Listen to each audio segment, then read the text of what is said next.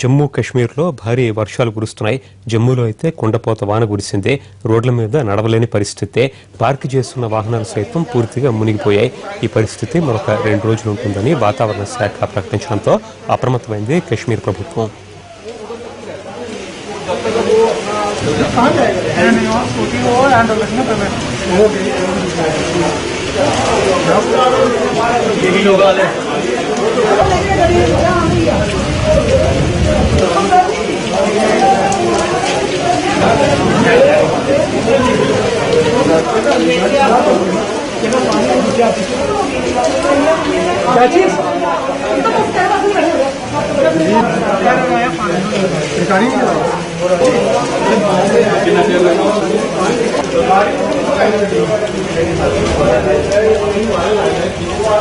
लगातार बारिश की वजह से आप देख सकते हैं हर तरफ से पानी जीएमसी की आपको दिख रहे हैं। इसके साथ जो है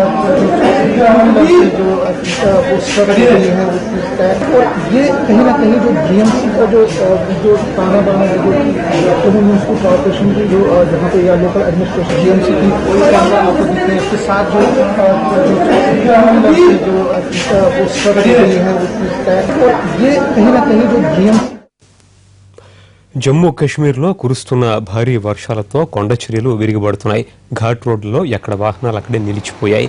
జమ్మూ శ్రీనగర్ హైవే మీద భారీగా ట్రాఫిక్ జామ్ అయింది.